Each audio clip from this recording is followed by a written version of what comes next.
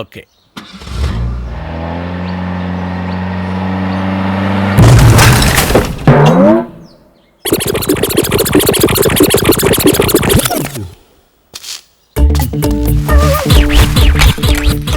ఎవ్వరు చూడండి, nothing happen.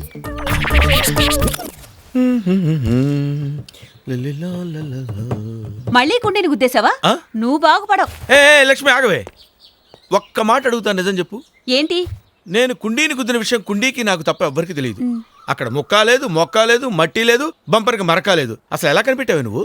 అక్కడ కుండీ లేదు. ఒరేయ్ బాలు, వస్తున్నాను సార్.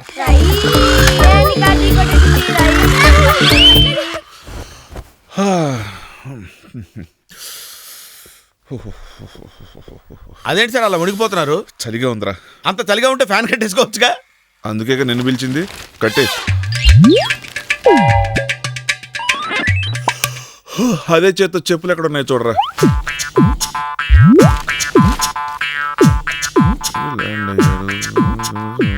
అలాగే సిగరెట్ ఎందుకు?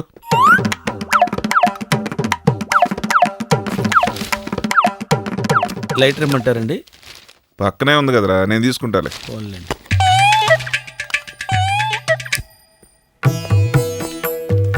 హారతి తీసుకో. ఏరా, నీ కడుపు నొప్పి తగ్గిందా? లేదండి. నేను చెప్పినట్టు విని 7 శుక్రవారాలు, 14 శనివారాలు, 21 ఆదివారాలు ఉపవాసాలు చెయ్యి. నొప్పి ఇట్టే పోతుంది. మీరు చెప్పినట్టు చేస్తే నొప్పి ఏంటండి? నేనే పోతాను.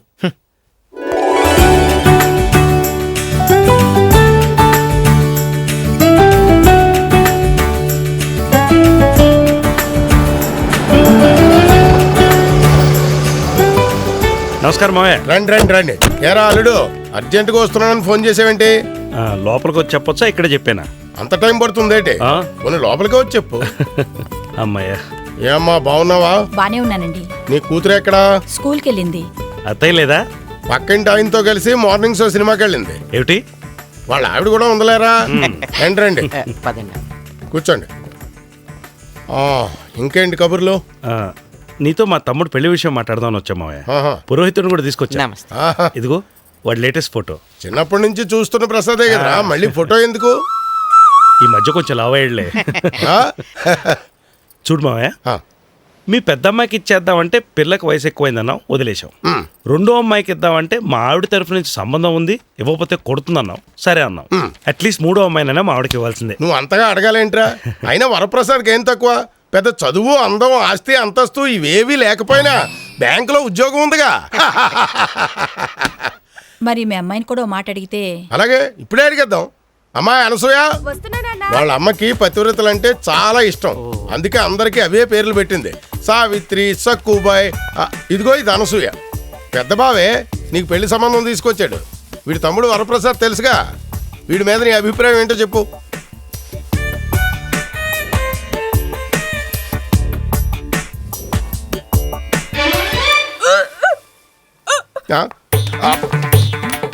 ఎవడా వాడు? ఏంటి 2 నెలల నుంచి పరిచయమా? మరి అప్పుడే 3 నెలల వచ్చింది. ఏం ఉద్యోగం చేస్తున్నాడు? ఏమైనా వెనకేసాడా లేదా? నాకు ఇలాంటివి అస్సలు నచ్చవు. ఇదిగో, నువ్వు పెళ్లికి ముందు ఎంతమందితో తిరిగినా సరే పెళ్లి మాత్రం వరప్రసాద్తోనే చేస్తాను. ఎందుకంటే వాడు బ్యాంకులో పనిచేస్తున్నాడు. అలాగే.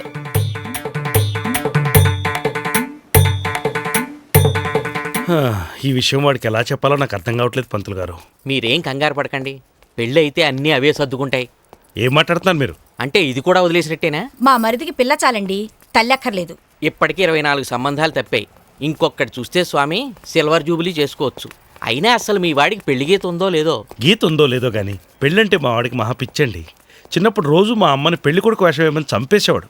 పెళ్లి కోసం మా మరిది ఎక్కని గుడి లేదు, మొక్కని దేవుడు లేడు.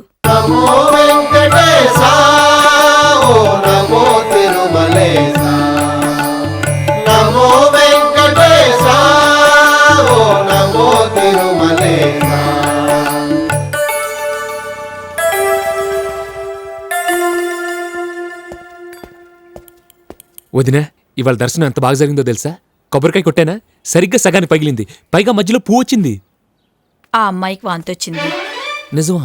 అవునరా, నీ పేరు చెప్పగానే వాళ్ళు చేసుకుంది. పేరు నచ్చలేదేమో. ఇంకెవడో నచ్చాడట.